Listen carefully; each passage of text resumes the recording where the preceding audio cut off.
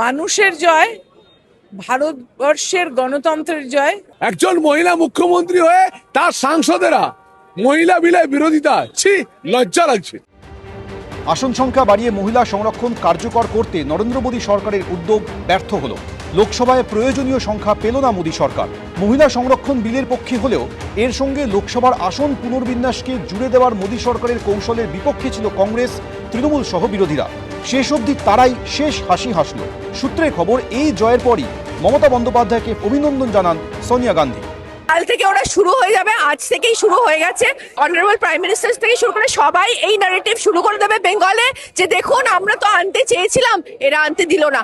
আমাদের প্রশ্ন হচ্ছে 2023-এ এই বিল পাস হয়েছে, তাহলে এই হটকারিতা কেন? কেন তখনই হয়নি? আর আমরা তো বলছি 33% কেন, 50% করে দিন।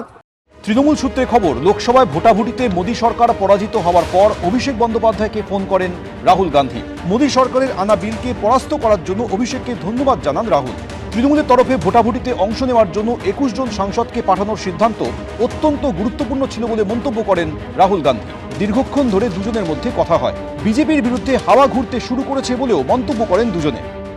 देश की अखंडता की बात की, हम कभी इससे सहमत नहीं हो सकते कि आप इस महिला आरक्षण को इस तरह से परसीमन से जोड़ें कि वो पुरानी जनगणना पर चले जिसमें ओबीसी शामिल भी नहीं है। तो ये मुमकिन ही नहीं था कि ये बिल पारित हो। যেখানে মহিলাদের কথা বলা হয়েছে, তাদের সংরক্ষণের কথা, তাদের অধিকার দেওয়ার জন্য এতদিন তারা বড় বড় কথা বলতো, সেক্ষেত্রে দেখা গেল সেই মহিলাদের সমস্ত সুযোগ থেকে বঞ্চিত করলো কংগ্রেস এবং তৃণমূল মিলে। বিধানসভা ভোটে কংগ্রেস ও তৃণমূল একে অপরের বিরুদ্ধে লড়াই করছে। এরই মধ্যে দুই দলের শীর্ষ নেতৃত্বের মধ্যে এই কথোপকথন রাজ্য রাজনীতিতে নতুন জল্পনা উস্কে দিল। বিজেন্দ্র সিংহ, এবিপি আনন্দ। হাতে আর মাত্র 6 দিন, আগামী বৃহস্পতিবার রাজ্যে প্রথম দফার বিধানসভা নির্বাচন। তার আগেই শুক্রবার কলকাতা ও পার্শ্ববর্তী এলাকায় ঝোড়ো অভিযান চালালো কেন্দ্রীয় এজেন্সি ইডি, আইটি। নজরে তৃণমূলের প্রার্থী নেতারা। রাসবিহারী কেন্দ্রের তৃণমূল প্রার্থী দেবাশিস কুমারের বাড়ি থেকে শুরু করে তৃণমূলের ওয়ার্ড অফিস, দেবাশিস কুমারের নির্বাচনী অফিস, তার শ্বশুর বাড়ি এবং ভবানীপুর কেন্দ্রের প্রার্থী মমতা বন্দ্যোপাধ্যায়ের অন্যতম প্রস্তাবকের বাড়ি মিলিয়ে 12 জায়গায় অভিযান চালালো আয়কর দপ্তর। কি করে এগুলো কি করতে হবে আমি জানি। যা উত্তর বাংলার মানুষ মমতা বন্দ্যোপাধ্যায়ের পক্ষে 4 তারিখ দেবেন, রাসবিহারীর মানুষ আমাদের কি রায় দেবেন 4 তারিখ দেখবেন। এদিনই 5 জায়গায় অভিযান চালালো আরেক কেন্দ্রীয় সংস্থা ইডিও।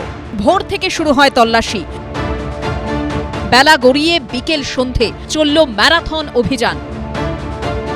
মনোহরপুকুর রোডে এই নির্বাচনী কার্যালয় সামনে দাঁড়িয়ে রয়েছে, সেই নির্বাচনী কার্যালয়ই নয়, এখান থেকে সামনে দেবাশিস কুমারের বাড়ি, সেই বাড়িতেও কিন্তু একেবারে আয়কর দপ্তর তারা হানা দিয়েছে। তৃণমূল কংগ্রেস পার্টির অফিসে রেড করছেন, ক্যান্ডিডেটের বাড়িতে গিয়ে রেড করছেন। নির্লজ্জ বেহায়া একটা রাজনৈতিক দল সামনাসামনি লড়াই করতে পারে না, ভীতু কাপুরুষ। ওদের বিসর্জন দিন। বিজেপি এটা করাচ্ছে না, ইডি, আইটি, আমি জানি না কে সিবিআই পিবিআই যারা করছে। আমার কাছে রাজনীতি কোনো ব্যবসা না। আর্থিক প্রতারণা মামলার তদন্তে কালীঘাটে তৃণমূল নেতা কুমার সাহার ফ্ল্যাট ও ব্যক্তিগত অফিসে তল্লাশি চালায় আয়কর দপ্তর। অন্য একটি মামলায় ভবানীপুরে মমতা বন্দ্যোপাধ্যায়ের প্রার্থী পদের অন্যতম প্রস্তাবক মিরাজ শাহর বাড়িতেও অভিযান চালায় তারা। পশ্চিমবঙ্গে এই চোর পুলিশের খেলা আমরা দেখেই চলেছি। ভবানীপুরের যদুবাবুর বাজারে দীপক হিরাওয়াত নামে এক ব্যবসায়ীর ফ্ল্যাটেও তল্লাশি চালানো হয়। বড়বাজারের 2টি ও হাওড়ার একটি ঠিকানাতেও তল্লাশি চালায় আয়কর দপ্তর। মার্লিন গ্রুপের সহকারী সংস্থার কর্ণধারের বাড়ি ও অফিসে অভিযান চালায় ইডি। পার্থপ্রতিম ঘোষ, সন্দীপ সরকার ও সুকান্ত মুখোপাধ্যায়ের রিপোর্ট, এবিপি আনন্দ।